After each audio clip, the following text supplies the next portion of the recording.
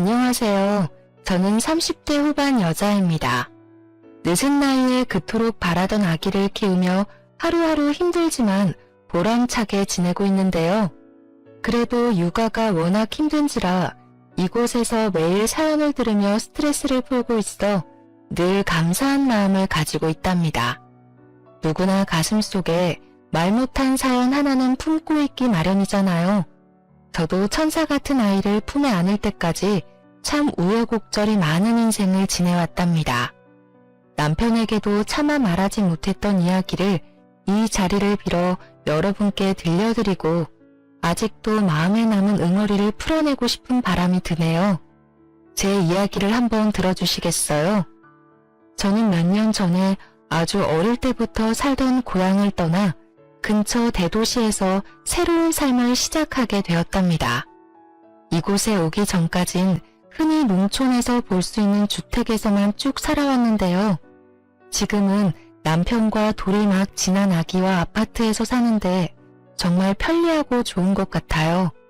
좀 더 일찍 용기를 내서 큰 도시로 와서 살 걸 후회를 할 정도랍니다. 아파트 주변에 웬만한 편의시설이나 프랜차이즈도 다 있으니까 아기와 돌아다니기도 좋아서 매일 산책을 하고 있어요. 그날도 오랜만에 남편이 쉬는 날이라 같이 동네에 나가서 외식도 하고 기분 좋게 집으로 걸어오고 있는 참이었죠. 저 멀리서 땅콩빵을 구워 파는 노점이 보이는데 순간 너무 반갑더라고요. 요즘에 붕어빵도 진짜 찾기 쉽지 않은데 제가 평소에 제일 좋아하던 땅콩빵이라니 신이 나서 남편을 이끌고 사 먹으러 갔어요. 머리와 수염이 덥수룩한 아저씨가 만드시고 있었는데 행색이 너무 초라해서 먹어야 되나 위생 걱정에 순간 고민이 살짝 되더라고요.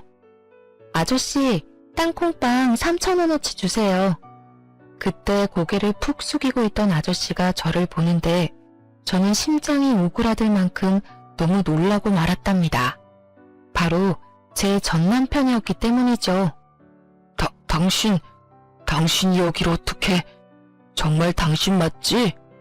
저는 너무 당황해서 뒷걸음을 쳐서 멀뚱하게 서 있던 남편의 소매를 끌고 이 자리를 벗어나려고 했어요. 그런데 갑자기 전남편이 제 앞에 무릎을 꿇고는 제 발목을 팍 잡는 게 아니겠어요? 전남편은 유모차에 앉아있는 아기와 지금의 남편을 번갈아 바라보며 눈물을 글썽거리더라고요. 저 아이가 정말 당신 아기인 거야? 당신이 이렇게 사는 줄 몰랐네. 여보, 늦었지만 날 용서해 줄 순 없을까? 누가 당신이고 여보예요? 진짜 미친 사람이네. 여보, 얼른 가자. 몇 년 만에 전남편을 만나니 그때의 악몽이 머릿속을 어지럽게 스쳐가면서 심장까지 빠르게 뛰더라고요. 그날은 어떻게 집에 왔는지 기억이 나지 않을 정도로 정신이 없었답니다. 도대체 저에게 어떤 일이 있었는데 이렇게 남편에게 학을 떼는지 궁금하실 것 같아요.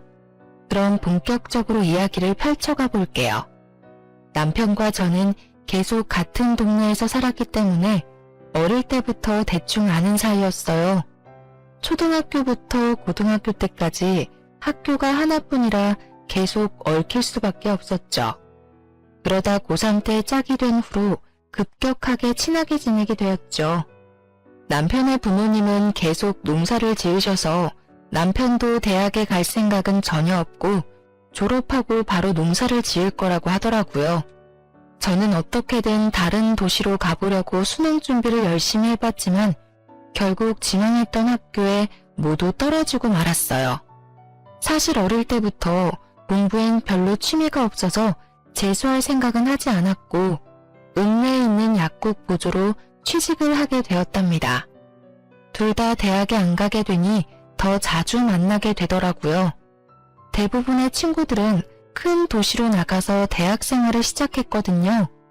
남편은 읍내에 나올 때마다 제가 일하는 약국에 들러서 먹을 걸 사서 건네주기도 하고 퇴근할 시간에 맞춰 데리러 오기도 했죠. 그렇게 자연스럽게 데이트를 하고 3년 동안 연애를 하게 되었죠. 일찍 결혼해서 안정적으로 가정을 꾸리고 싶다는 남편의 설득에 휘말려 들어서 20대 초반의 나이에 결혼까지 하게 되었답니다. 이미 양쪽 부모님도 동네 이웃이라서 딱히 반대도 없었고 집안 수준도 비슷비슷해서 결혼식도 수준에 맞춰 평범하게 끝냈죠. 근데 결혼식 끝내자마자 시부모님이 이렇게 말씀을 하시는 거예요. 지금 사는 집에 민식이 방에서 신혼살림 시작해라. 따로 집 얻을 필요가 뭐 있냐. 민식이는 여기서 농사일하는데 읍내에 살 수도 없는 노릇이고. 여지껏 아무 말 없으셔서 전 당연히 나가 사는 줄 알았는데요. 집 얻어줄 거였으면 결혼식 전에 다 정했겠지. 어려서 그런가 맹해서 그런가 뭘 아는 게 없네. 그렇게 알고 니네 부모님한테도 그렇게 전해라. 혼수해올 필요도 없다. 저는 작은 원룸에서 시작해도 둘이서 알콩달콩 지내는 신혼생활을 하고 싶었는데 너무 황당스럽더라고요. 그렇지 않아도 남편에게 집은 언제 알아볼 거냐고 계속 물어봤었거든요. 그때마다 남편은 기다리라고만 하고 피하는 눈치가 있긴 했는데 사실 저를 시댁으로 불러들일 생각을 하고 있었던 것 아니겠어요? 원룸 알아보고 있다며, 부동산에도 다녀왔다며. 근데 시댁에서 살자니 이게 무슨 말이야? 너 나 속인 거야? 야, 속이긴 누가 속여. 말을 그렇게 하냐? 농사 짓는 게 얼마나 힘든지 알아? 그리고 맨날 새벽에 나가야 돼. 근데 어떻게 읍내에서 살아? 넌 그렇게 생각이 없어? 아니 그럼 처음부터 그렇게 말을 하던가. 그럼 내가 이해하고 시댁 들어갈 마음의 준비라도 했을 거 아니야. 뭔 마음의 준비를 해. 어차피 니네 집에서 바로 지척으로 옮겨와서 사는 건데. 친정도 가깝고 얼마나 좋냐? 넌 복 터진 줄이나 알아. 어떻게든 둘러대는 남편을 보자니 속은 것 같고 너무 답답했지만 결혼을 물을 수도 없으니 어쩔 수 없이 시댁에 들어가 살기로 했죠. 친정 부모님도 남편이 농사를 지어야 한다고 시부모가 이미 말을 해놨는지 그냥 들어가 살라고 말을 하셨답니다. 시골은 도시랑은 분위기가 많이 다르긴 하잖아요. 어른들 말을 더욱 따라야 하고 생각 없이 그냥 해야 되는 관습도 많고요. 심지어 남편에겐 2살 어린 남동생도 있었는데 남동생 방이 바로 옆방이더라고요. 민망하고 불편했지만 이젠 가족이라는 생각을 하며 시댁 생활에 적응하려고 노력했답니다.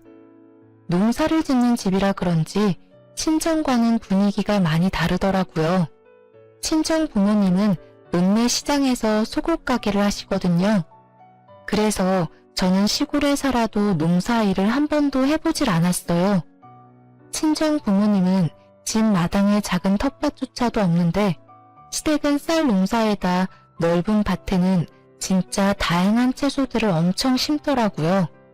제가 결혼한 첫 해에는 고추 농사를 크게 지었는데 제가 얼마나 호되게 당했는지 지금도 고춧가루라면 쳐다도 보기 싫답니다.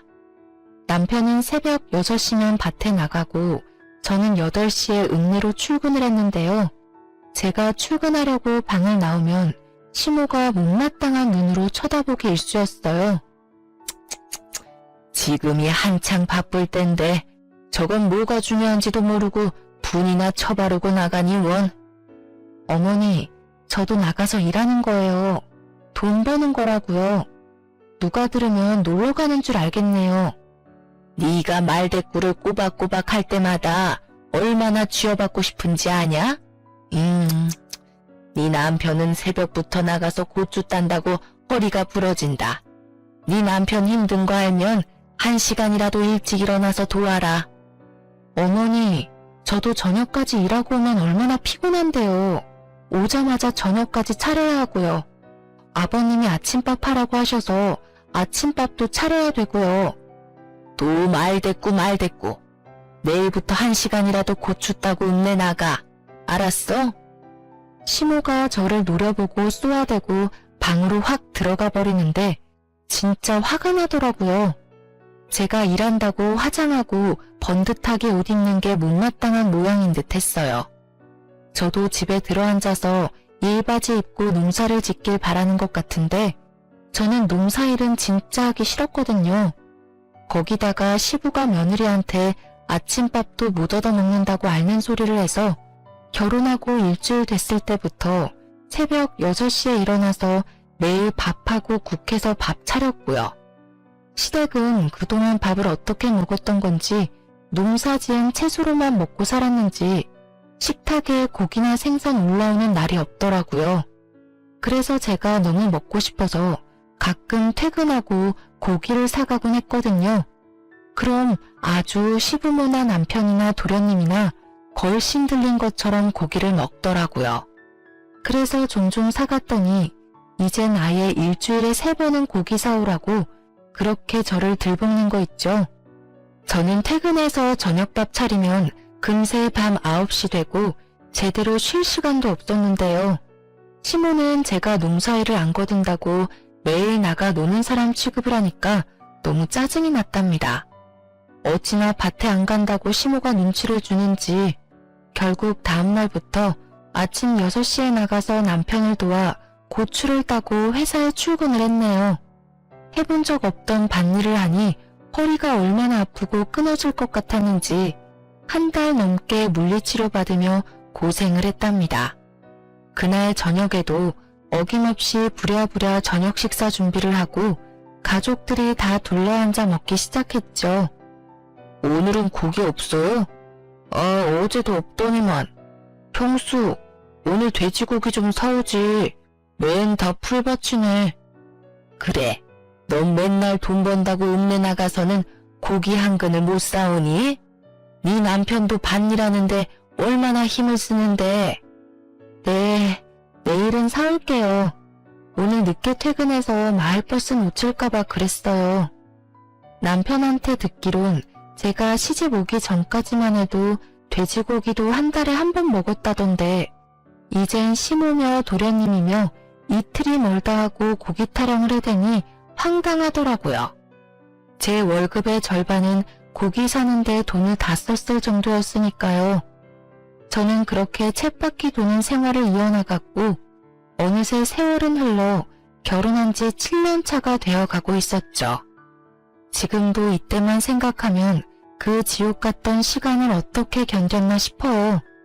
결혼한 지 1년쯤 지났을 무렵부터 시부는 손주 타령을 하기 시작했죠. 시모도 아들만 둘을 낳아서 시부 집안에서 그걸로 대접을 좀 받은 모양이더라고요. 결혼 2년 차까지는 어떻게 해야 아들을 낳을 수 있다느니 그런 얘기를 엄청 자주 들었는데요. 3년이 지나도 아기가 생기지 않자 시부모는 눈에 띄게 저를 구박하기 시작했답니다. 아침에 일어나자마자 시모가 뭐라고 물어봤는지 아시나요? 오늘은 소식 없냐? 노력은 하고 있는 거 맞아? 도대체 손주는 언제 안겨줄 거야? 나이도 어린데 왜 도대체 애가 안 들어서는 거야? 이 소리를 매일 아침 7년 가까이 들으니 진짜 사람이 미칠 것 같더라고요. 저라는 사람은 없어지고 시댁에서 저는 손주를 낳아야 하는데 하자가 있어 낳아주지 못하는 존재가 되어 있었죠. 시부모 지인의 손주라도 보고 오는 날이면 아주 난리가 날 정도로 저를 못살게 굴었어요. 그 옆편네 며느리는 나이가 39이라더라. 39에도 애를 낳았는데 도대체 넌 무슨 하자가 있길래 애가 안 들어서냐고. 그릇을 바닥에 던지는 건 예사였고 언젠가는 너무 화가 난다면서 제 뒤통수를 때린 적도 있었어요. 그때 시모에게 한마디라도 하며 대들었어야 하는데 그때 저는 너무 위축이 되고 그냥 맞고만 있었네요. 시부모는 친정 부모님도 점점 막대하기 시작했어요. 친정이 지척인데도 저를 친정에 보내주지도 않았고 심지어 명절에도 음식하느라 집에 가보지도 못했답니다. 시모는 우연히 친정엄마를 길에서 보기라도 하면 큰 소리로 막말을 하기도 했다고 해요. 도대체 애를 어떻게 키웠길래 나이가 20대인데 애가 안 생겨? 그럼 한약이라도 지어다가 좀 먹이던가 음식을 좀 해오던가 해야지. 주원 딸한테도 이렇게는 안 하겠네. 이 옆에 내가 뚫린 입이라고 함부로 말을 뱉어? 어떻게 키웠냐니? 금지옥엽 내 딸 데려다가 해보지도 않은 농사를 시키면서 구박이나 하면서 내가 지금 얼마나 참고 있는 줄 알아? 애가 몸이면 마음이 편해야 애도 들어설 거 아니야? 아이고, 누가 들으면 내가 아주 천하의 못된 시험인 줄 알겠네. 옛날 같았으면 벌써 소박당했을 위인을 데리고 사는 것만 해도 고맙다고 할 것이지. 제가 이혼하고 나서야 저에게 말을 해주신 건데 그 당시에는 저에게 해가 될까봐 말도 못하시고 시모의 행패를 다 견뎌오셨던 거죠. 어쩐지 언제인가부터 친정엄마가 임신에 좋다는 한약이며 각종 즙이며 음식을 계속 챙겨주시더라고요. 저는 아무것도 모르고 받아먹기만 했었는데 엄마가 어떤 마음으로 준비를 해주셨을지 지금 생각해도 죄송해서 눈물이 난답니다. 남편은 딱히 말하지는 않았지만 같이 길을 걸어가다가 아기라도 보이면 한참을 뚫어지게 바라보기도 하고 슬그머니 웃음을 짓기도 했어요. 그 모습을 보고 있으면 가슴이 철렁하고 내려앉기 일쑤였답니다. 20대 초반의 어린 나이에 결혼을 했으니 사실 언젠가는 아기가 생길 거라 생각하고 여유롭게 생각했던 것도 있었는데요. 30대가 넘어가니까 점점 초조해지기 시작했어요. 난임에 대해 여러 가지 알아보다가 병원에 가서 제대로 검사를 받아봐야겠다고 생각했죠. 우리 병원에 가서 둘 다 검사 좀 받아보고 시험관 같은 거 해보면 어떨까? 그럼 큰 병원에 가야 되는데 여기서 그 먼 데를 어떻게 다니냐? 그리고 시험관 하면 돈 엄청 드는 거 아니야? 나라에서 지원받을 수도 있어. 내가 알아볼게. 일단 병원 한번 가보자. 지금 한창 바쁠 땐데 거길 어떻게 다니냐? 한번 가고 마는 게 아니고 계속 가야 되잖아. 아, 그리고 뭘 그렇게까지 해. 생기면 생기고 아니면 아닌 거지. 당신은 어머님이 날 얼마나 구박하는지 몰라? 나 혼자 꾹꾹 참으니까 내가 지금 괜찮은 것 같아? 당신이 얼마나 모른 척을 하면 내가 아예 당신한테 하소연도 안 해. 내가 나만 위해서 병원 가보자고 해? 당신도 아기 원하잖아. 길에서 애들만 보면 눈도 못 떼는 거 내가 모르는 것 같아? 애가 임신하냐? 네가 못 갖는 걸 가지고 왜 나한테 난리야? 암튼 지금은 못 가니까 겨울에 좀 한가해지면 가든가 말든가 알아서 해. 남편은 성질을 내며 대화를 끝내버리더라고요. 저는 그 후로도 계속 남편에게 병원에 가자고 얘기해봤지만 남편은 미루기만 할 뿐이었죠. 임신하지 못해서 하루하루 속이 말라 비틀어지는 제 마음은 알아주지도 않고 점점 더 저를 무심하게 대해가더라고요. 친구에서 연인이 되어 오랜 기간을 사귀면서 우리 둘 사이에는 누구도 끼어들지 못할 친밀함이 있다고 늘 생각해왔었거든요. 서로만 아는 비밀도 많고 공유한 추억도 어마어마하니까요. 하지만 결혼 생활은 정말 현실이었고 어느새 남편은 저와 대화도 피하고 집에선 핸드폰만 들여다보고 잠드는 날이 대부분이었답니다. 남편과 사이도 좋지 않은데 왜 아기를 가지려고 혼자 고군분투하고 있는지 점점 회의감이 들기 시작했죠. 시모의 구박과 늘 못마땅한 눈초리에서 벗어나서 하루라도 이 집을 떠나고 싶다는 마음이 점점 강해져만 갔답니다. 그러던 어느 날 도련님이 대형 사고를 치고 집에 들어왔더군요. 베트남으로 여행을 간다고 하더니 글쎄 거기서 결혼을 해서 신부를 떡하니 데려온 게 아니겠어요? 시부모를 비롯해 저와 남편 모두 너무 놀라서 기절할 뻔했답니다. 야 이놈의 자식아, 결혼이 무슨 애들 장난이야? 벌써 혼인신고까지 했단 말이야? 이를 어쩌면 좋아? 요즘엔 국제결혼이 대세야. 제대로 된 한국 여자가 이 시골로 들어와서 나랑 결혼을 하겠어? 어차피 40 넘어도 못해. 어리고 이쁘고 말도 잘 듣고 얼마나 좋아? 우리 마누라 이제 22살이야. 내가 먼저 손주 안겨드릴게. 손주? 아유, 그러면 되겠네. 어차피 쟤는 글렀으니까 우리 둘째 며느리한테 손주 욕심 좀 부려보자. 자자, 이쪽으로 들어와라. 저는 그렇게 어린 티가 나는 베트남 출신 동서까지 한 집에서 지내며 또 갖은 고생을 더하기 시작했답니다. 마치 제가 막 시집 왔을 때의 모습을 보는 것 같아서 저 나름대로 배려도 하고 최대한 도와주려고 생각을 하고 있었는데요.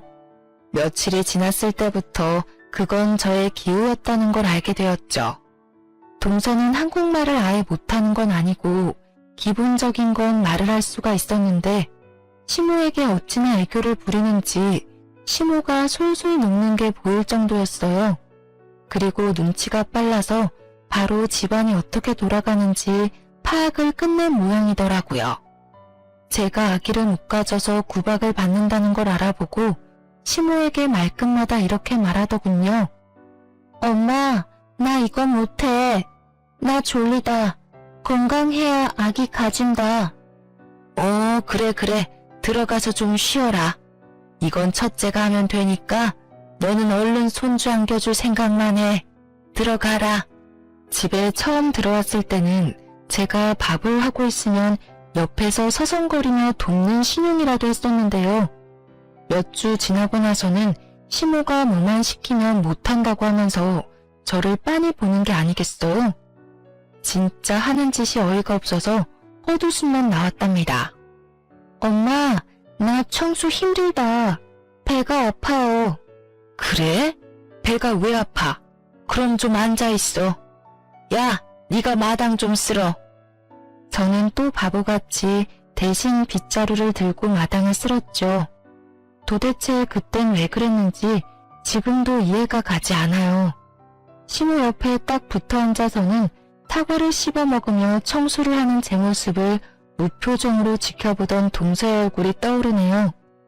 갓 시집온 동서에게까지 이런 푸대접을 받으니 더는 참을 수가 없이 화가 났죠.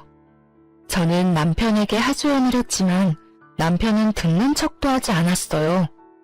이제 하다하다 22살 동서한테까지 내가 구박을 받아야 돼? 도대체 왜 내가 이 집에서 이러고 살아야 돼? 나 더 이상 못 참아. 우리 나가 살아. 너는 어떻게 어린 재수씨보다 생각하는 게 어리냐? 여기서 나가면 어디서 살게? 돈은 있고? 그래, 그동안 당신이 피해와서 말도 못했는데 도대체 10년 가까이 살면서 어떻게 돈 한 푼 저축을 못해? 맨날 하루 벌어 하루 살아? 시댁에 돈 다 드리고? 농사가 다 그런 거지. 그럼 아버지 땅에서 농사 짓는데 나 혼자 홀랑 다 먹냐? 여기가 내 집인데 가길 어딜 가. 다 네가 애를 못 낳아서 벌어지는 일인데 도대체 나한테 어떻게 하라고? 뭐? 말 다 했어? 애는 나 혼자 낳니? 너도 같이 노력을 해야 할 거 아니야. 술도 좀 줄이고. 웃기고 있네. 내 친구들은 나보다 술을 더 먹는데 다 애가 있는데 그건 어떻게 설명할래? 지가 문제 있는 걸 어디서 화풀이야? 에이씨. 남편이 저한테 말이라도 따뜻하게 해주고 공감해주려고만 했어도 이렇게 가슴이 미어지도록 서운하진 않았을 텐데요. 저는 모든 걸 제 탓으로만 미루는 남편에게 모든 정이 다 떨어져 버렸답니다. 시댁은 남편의 집이지 평생 청소하고 밥하며 살아도 절대 저의 집이 될 수는 없단 것도 확실히 깨닫게 되었어요. 저는 서서히 마음의 문을 닫아갔고 이혼을 절실히 생각하게 되었죠. 몇 달이 흘러 시부의 생일이 다가왔고 시모는 출근하려는 제 팔목을 딱 잡고 말하더라고요. 오늘 아버지 생신인데 뭔 일을 한다고 난리야. 오늘 하루 일 나가지 말고 장봐다가 생신상 딱 차려드려. 알았어? 어머니, 그럼 미리 말씀을 하시던가 어떻게 오늘 당장 일을 빠져요. 아니면 저녁에 다들 읍내 나오세요. 오랜만에 갈비 먹으러 가요 그럼.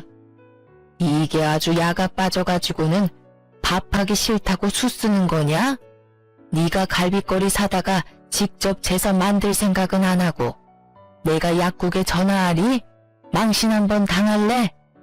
충분히 직장에 전화해서 고래고래 소리를 지를 시모의 성격을 알기에 저는 어쩔 수 없이 하루 병가를 내고 생신상을 차려야만 했답니다.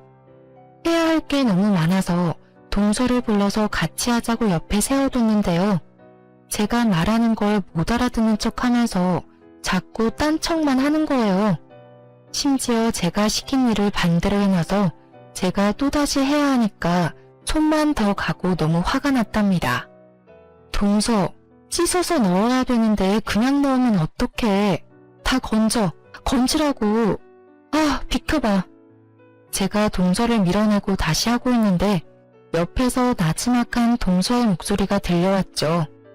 저는 들리는 욕짓거리에 제가 잘못 들었나 귀를 의심했답니다. 동서, 지금 나한테 욕한 거야? 내가 지금 잘못 들은 거야? 아, 진짜 피곤하게 하네. 애도 못 가지는 게. 뭐? 야, 네가 뭘 한다고 그딴 말을 해. 너 한국말 못한다며? 너 거짓말한 거지? 너 정체가 뭐야? 제가 소리 지르는 걸 듣고 심호가 달려왔는데 갑자기 동서가 뺨을 한 손으로 붙잡고 스르르 주저앉는 게 아니겠어요? 그러면서 동서가 엉엉 울기 시작하는데 진짜 황당해서 말도 안 나오더라고요. 뭐야, 너 지금 얘 때렸냐? 이게 아주 막 나가네. 감히 우리 손주 볼 몸에 손을 대. 갑자기 심호가 제 머리채를 확 휘어잡더니 마구 흔들기 시작했어요. 저는 너무 놀라서 그대로 당하고만 있다가 정신을 차리고 심호를 확 밀어냈죠. 그놈의 손주. 제대로 알지도 못하면서 왜 나한테 이래요? 내가 얘 때린 걸 봤어요. 오히려 얘가 나한테 욕을 했다고요. 다 필요 없고 나는 이만 꺼져줄 테니까 원하는 손주 많이 보세요. 이게 아주 간이 배 밖으로 나왔네. 진작 소박을 놨어야 하는데. 아이고 분통 터져. 어디서 저런 게 굴러 들어와서는. 저는 저에게 악을 쓰는 심호와 그런 저를 뒤에서 비웃으며 보고 있는 동서를 뒤로 하고 시댁을 뛰쳐나와 버렸답니다. 그리고 바로 친정으로 갔고 혹시나 남편이 찾아올까봐 큰 도시에 사는 친구 집으로 몸을 피해버렸죠. 참 황당한 건 제가 그렇게 집을 나왔는데 일주일이 지나도 남편에겐 전화 한 통도 안 왔다는 거였어요. 심지어 친정에 찾아오지도 않았죠. 친정 부모님도 분해하시면서 당장 시댁으로 쳐들어가겠다고 하시는 걸 제가 간신히 말릴 정도였어요. 그렇게 일주일이 더 지나고 저는 친구 집에서 나와 친정으로 돌아갔어요. 제가 온 걸 어떻게 알았는지 심호가 친정집으로 찾아왔더라고요. 너 우리 아들한테서 당장 떨어져. 며느리라는 게 집 뛰쳐나가고 누구한테 배운 짓거리야? 이참에 아주 잘 됐어. 우리 며느리가 아주 잘 아는 동생 소개시켜준단다. 우리 아들도 어린 여자 만나서 자식도 낳고 살게 당장 이혼해. 어머니한테 들었던 얘기 중에 가장 반가운 소리네요. 바로 이혼할 테니까 다신 우리 집 근처에 발길도 들이지 말아요. 알았어요? 저는 이미 이혼을 생각하고 있었기에 오히려 이렇게 심호가 헤어지라고 하니 고마운 마음이 들 정도였죠. 그리곤 마치 짠 것처럼 남편의 전화가 걸려오더라고요. 다음날 커피숍에서 남편을 만나게 되었답니다. 우리 그만하자. 이혼하고 너도 너대로 편하게 살고 나도 이제 그만 시달리고 싶다. 너 때문에 집안 조용할 날이 없다. 누가 들으면 내가 큰 잘못이라도 한 줄 알겠네. 나야말로 그 지옥 같은 집구석에서 해방시켜줘서 고마울 정도네. 세장가 간다며? 어디 한번 얼마나 잘 사는지 보자. 저는 남편의 얼굴에 제 도장을 찍어둔 이혼 서류를 던져버리고 커피숍을 나왔답니다. 그렇게 합의 이혼을 했고 집도 남편 명의가 아니었고 가진 것도 없었기에 재산 분할은 민망할 정도로 작은 액수만 받을 수 있었어요. 하지만 그런 건 상관없었답니다. 저는 10년 가까이 새벽에 일어나 아침밥하고 밤 늦게까지 설거지하고 청소까지 하고 잠드는 그 집의 식모였거든요. 더 이상 그 짓을 하지 않아도 된다니 이것보다 큰 위자료가 어디 있겠어요. 오히려 친정 부모님이 저를 대신해서 엄청 속상해 하셨답니다. 그 집구석에서 10년을 식모처럼 살았는데 돈 1,000만 원도 못 받고 나온다는 게 말이나 되니? 막말로 쫓아내는 머슴한테도 이렇게는 안 하겠다. 얼마 안 되는 돈 받으려고 그 집이랑 더 얽히는 거 싫어요. 기다린다고 돈이 나올 구멍이 있는 것도 아닌데요. 돈이야 내가 충분히 벌어서 살 수 있으니까 너무 걱정하지 마세요. 엄마야말로 다신 그 집과 연락하지도 마시고요. 저는 완전히 새롭게 인생을 시작하고 싶었어요. 그래서 큰 도시에 작은 원룸을 얻어 이사를 갔답니다. 밤낮으로 구인 공고를 보고 면접을 보면서 몇 주가 지났고 정말 다행히도 중소기업의 사무직으로 취직이 되었죠. 월급은 그리 많지 않았지만 저 혼자 소소하게 즐기며 생활하기에는 충분했어요. 오로지 저만을 위한 시간을 보내는 게 얼마나 오랜만인지 하루하루가 소중하게 느껴지는 나날을 보냈답니다. 그렇게 1년 정도의 시간이 흘렀고 저는 이혼의 아픔을 조금씩 회복해 나가고 있었어요.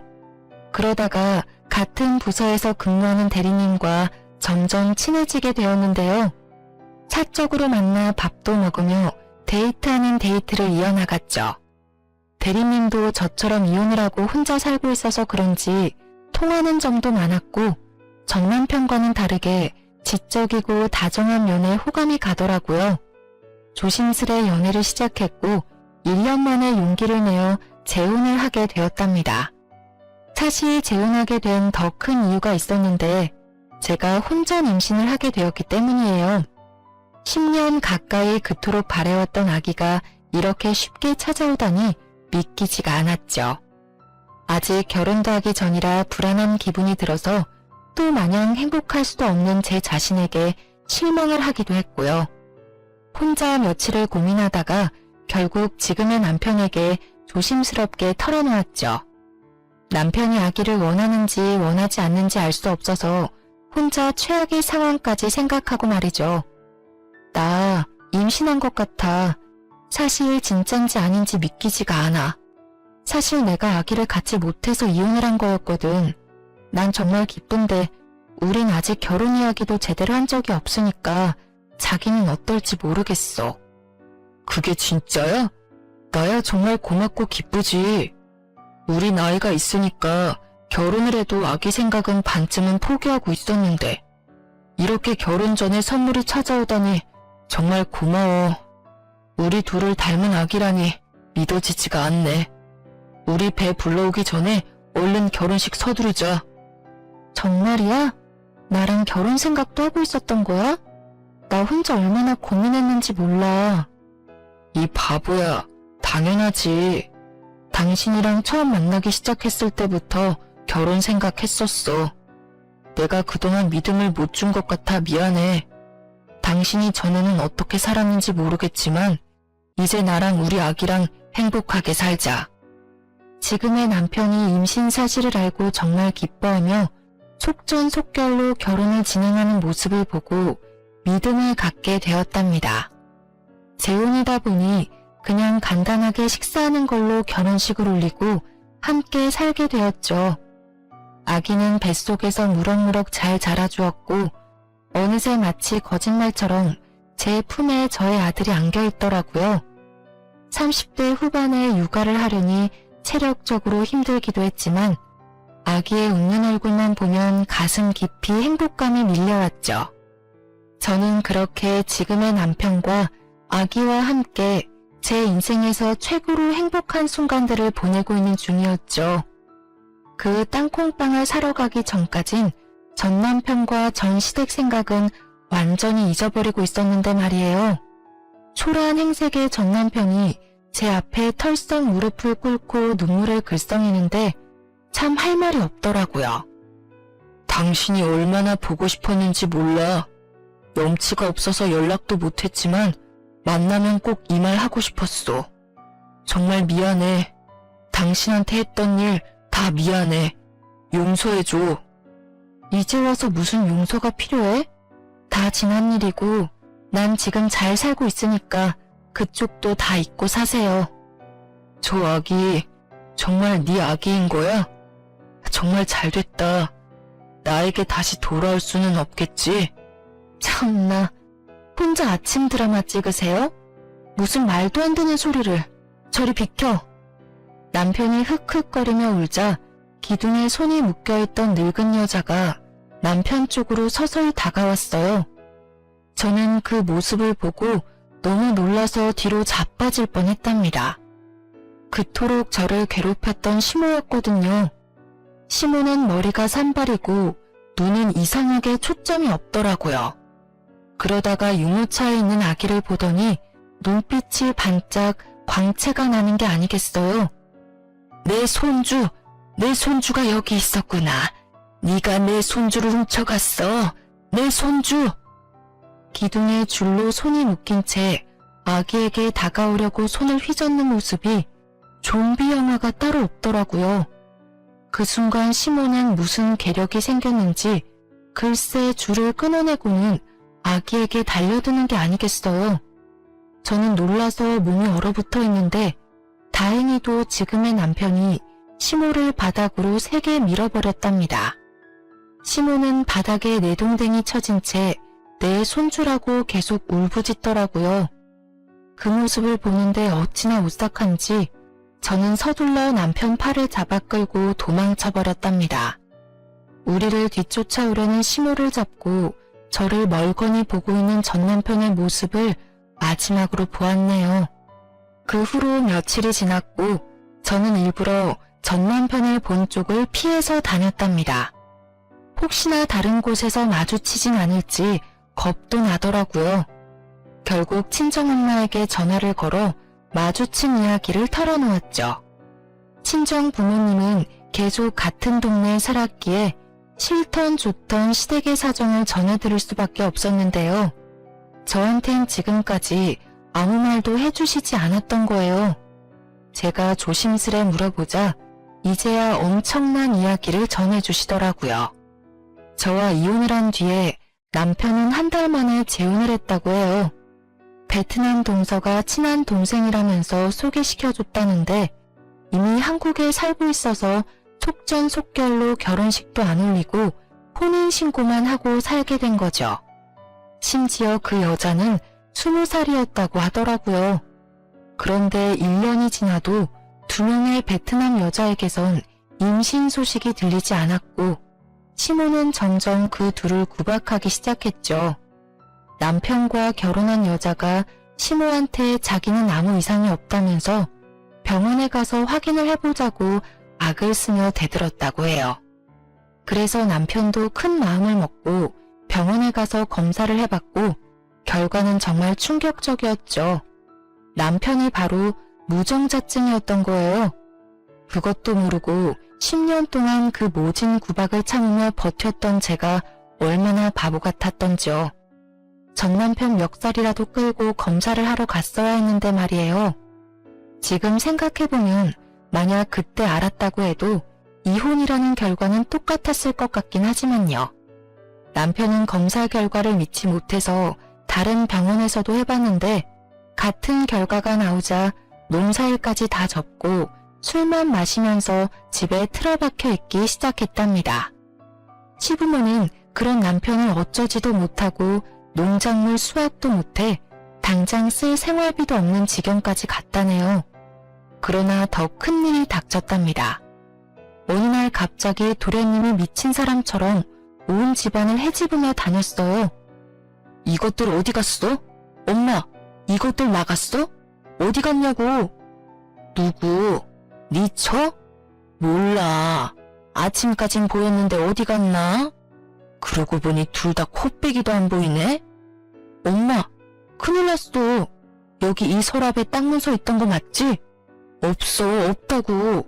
이것들이 다 들고 튀었다고. 뭐? 도대체 이게 무슨 소리야? 똑바로 좀 말해봐. 아침에 은행에서 전화가 왔는데 그게 벌써 몇 달 전에 내 이름으로 대출을 받았대. 그거 이자 갚으라고 전화가 온 거야. 그리고는 부동산 형님이 전화가 와서는 우리 땅이 팔렸다는 거야. 땅이 팔리다니. 누가 땅을 팔아? 우린 땅을 내놓은 적도 없는데. 네 말로는 그것들이 다 팔아서 날랐다는 거야? 땅 문서 얼른 찾아봐. 아이고. 그렇게 경찰까지 와서 도망간 베트남 여자들의 행적을 쫓았지만 어디로 사라졌는지는 찾을 수 없었죠. 경찰이 알려준 바로는 한국에 들어오기 전부터 현지 브로커와 작당을 하고 한국 남자의 재산을 빼돌리려고 위장 결혼을 한 여자들이었답니다. 벌써 한국 남자와 몇 번의 이혼을 했고 한국말도 수준급이었다는데 시부모와 자기 남편들 앞에서는 한국말을 못하는 척했던 거였죠. 어쩐지 동서가 저한테 욕지거리를 내뱉을 때 진짜 본 모습을 본 것 같아 더욱 충격을 받았던 것 같아요. 시댁은 땅도 잃고 거액의 빚까지 떠맡게 되었답니다. 그야말로 집안이 완전히 풍비박산이 나버린 거죠. 시부는 땅이 팔렸다는 걸 알고 중풍으로 쓰러져서 아직까지 집에서 거동도 못하고 누워있다고 해요. 도련님은 누워만 있는 시부를 강요하다가 못 견디겠다면서 집을 나가서 연락두절이 되었고요. 시모 역시 큰 충격을 받아서 전부터 조금씩 알아왔던 치매가 더욱 심해지게 되었다네요. 시모는 제정신이 돌아올 때마다 전 남편을 붙잡고 제 얘기를 하며 가슴을 치며 울었다고 해요. 야야, 우리 첫째는 어디 갔니? 읍내 고기 사러 갔나? 요즘 들어 통 보이질 않는다. 무슨 소리야, 엄마가 내쫓아놓고는 이제 와서. 이게 다 엄마 때문이야. 그놈의 손주가 뭐라고 그렇게 구박을 해대더니. 아니 그럼 걔가 집을 나갔단 말이야? 앞장서라. 친정집에 있을 거 아니야. 얼른 잡아오게. 걔가 나간 게 아니라 엄마가 이혼시켜 내쫓았다고. 나한테 그 베트남 기집애랑 결혼하라고 손주 봐야 된다고 꼬드기지만 않았어도 우리 집 이렇게는 안 됐을 거야. 엄마 손주 욕심 때문에 다 망해버렸다고. 당연히 잘 살길 바라진 않았지만 이 정도로 처참하게 망해있을 줄은 상상도 못했었는데요. 시모가 손주 욕심을 부리다가 벌어진 일이라 자업자득이라고 밖에 할 수 없을 것 같네요. 당장 먹을 쌀도 없는 지경에 이르자 전 남편이 정신을 차려야겠다고 생각을 했나 보더라고요. 친구들에게 돈을 빌려다가 땅콩빵 장사를 시작하게 된 거였고요. 집에는 이미 시부가 누워있고 정신이 나간 시모를 집에 같이 둘 수가 없어서 장사하는 곳마다 어쩔 수 없이 데리고 다녔다는데요. 시모는 치매가 걸렸어도 손주는 포기를 못했는지 길에서 아기만 보면 내 손주라고 악을 쓰며 빼앗아 가려고 했다고 해요. 아기 엄마들은 도둑년이라고 때리려고도 해서 벌써 경찰서에도 몇 번이나 다녀왔었다네요. 그래서 결국 전 남편이 시모가 움직일 수 없도록 묶어두고 장사를 하게 되었던 거죠. 내가 다시는 그 집구석 얘기는 너한테 하지 않으려고 했다. 혹시나 그 집 인간들이 널 찾아갈까봐 네 아버지가 엄청 단속했지. 다 너한테 저지른 일 되돌려 받은 거니 난 오히려 속 시원하다. 이젠 그 집구석 얘긴 다시 물어보지 말고 지금 네 가족하고 잘 살기만 해. 친정엄마는 이야기를 끝내시며 저한테 더 이상 궁금해하지 말라고 못을 박으셨죠. 그래도 오랫동안 함께 지낸 세월이 있어서 그런지 시댁의 나쁜 소식에 마냥 기쁘지만은 않았지만 한편으론 속이 시원하기도 했어요. 이런 마음조차 갖지 않고 아예 잊고 사는 게 최고라는 생각이 들어 계속 저에게 물어보는 지금의 남편에게도 대충만 얘기해주고 말을 아꼈답니다. 저는 그날에 다시는 안 보고 싶었던 시모의 얼굴을 우연히 마주쳐서 너무 놀랐고 우리 아기를 향해 달려들던 모습이 아직도 가끔 머릿속에 떠올라서 꿈에서까지 나오기도 하는데요. 저는 더 이상 그 사람들과 얽히고 싶지도 않고 저에게 고통과 상처를 준 일들이 아직 잊혀지지도 아물지도 않았어요. 전 남편이 저에게 지나간 세월에 대해 용서를 바랬지만 저는 용서도 동정도 하지 않고 그냥 묻어두려고 해요. 그냥 현재의 남편과 아기와의 새로운 삶에 더욱 집중하려고 한답니다. 툭툭 털어버리고 제 행복을 찾아가는 게 가장 현명한 복수라고 생각하거든요. 지금까지 저의 사연을 들으셨는데 어떠셨나요? 물론 저보다 더 기막힌 사연을 가진 분들도 많지만 저의 지나온 세월도 만만치 않다는 생각이 들지 않으시나요? 제 이야기를 들어주셔서 감사하고 여러분도 자신만의 행복을 찾아가는 하루를 보내시길 바래요. 항상 행복하세요.